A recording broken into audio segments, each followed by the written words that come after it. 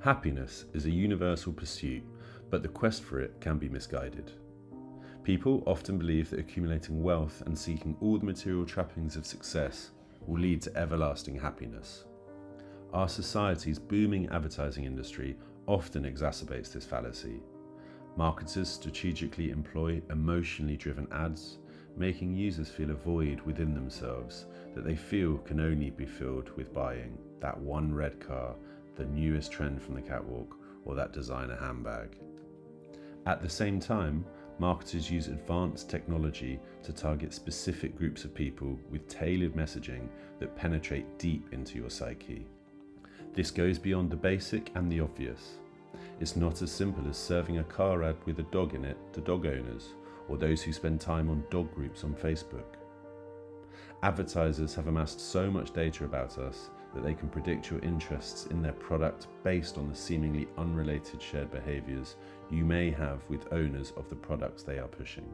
Then they get further into your head by retargeting you if you exhibit interest or engagement with their emotionally driven ads, further exploiting the void and desire their original advertisement created. And we as consumers buy into this.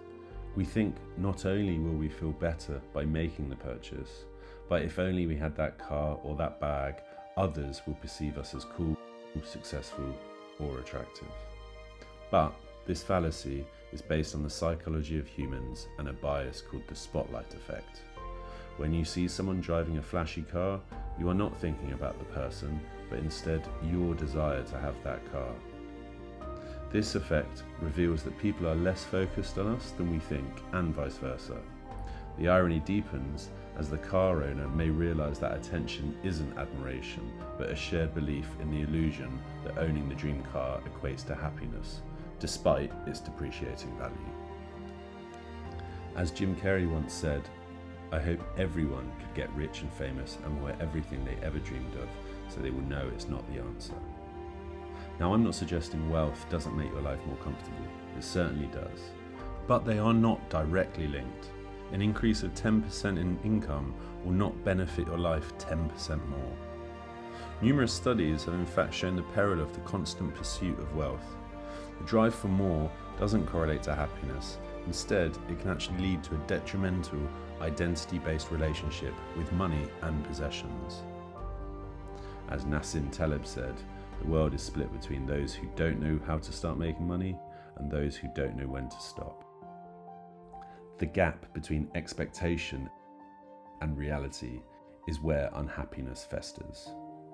As Teddy Roosevelt famously said, comparison really is the thief of joy. Mark Twain felt even more strongly about it, changing the word thief to death.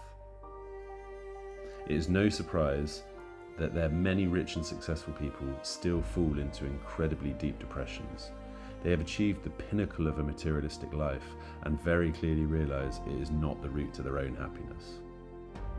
It's also no surprise that statistically, the more expensive the wedding ring, the less likely a marriage will last. Or that the couple who post on social media most vigorously about a new love have often the shortest relationships and the most drastic breakups. These are the perils of having your expectations set too high for reality to meet. So for many, the most effective way to drive towards happiness is to manage your expectations. In this pursuit of happiness, two distinct archetypes have emerged: the maximizers and the satisfiers.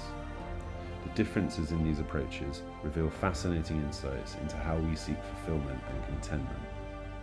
Let's explore how these two types of people embark on the pursuit of happiness.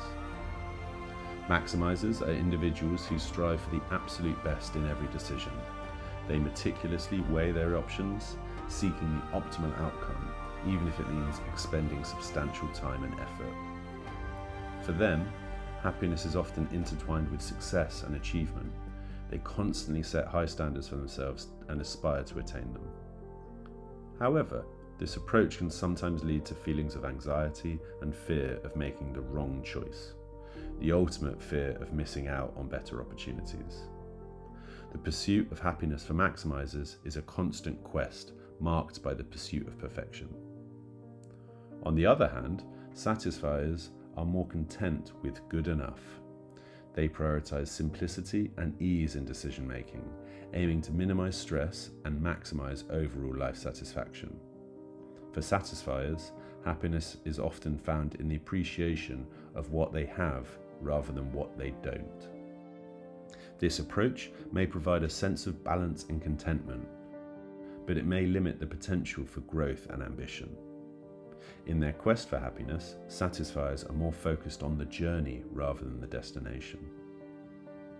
In the pursuit of happiness, maximizers and satisfiers offer distinct pathways, each with its advantages and challenges. The key to a fulfilling life may lie in understanding which approach resonates most with you and finding a healthy balance between the two. After all, happiness is a personal journey and there's no one-size-fits-all formula. So what can we do? Have perspective and understand what is key to a fulfilling and happy life for you individually. While many would think the best approach is a balance of being a maximizer and a satisfier, studies show that satisfiers are happier than their counterparts, which is no surprise, as it's easier to be happier with what you have than constantly chasing perfection. Alas, the risk is that satisfiers may wake up having either never pushed themselves to achieve greatness, or worse yet, having achieved their materialistic goals only to realize they were never the path to happiness to begin with. So in summary, be happy with your lot. Play your cards as best you can, and perhaps, rather than wanting more, like we are often encouraged by those that make money from you wanting more, need less. And a big part of that is to be grateful for what you have, so that you do not jump on the gerbil wheel of seeking more stuff, but never actually getting to the happiness it was supposed to provide. If you've made it this far, thank you so much for joining me. Please like and subscribe to my channel so I can bring more videos to you soon.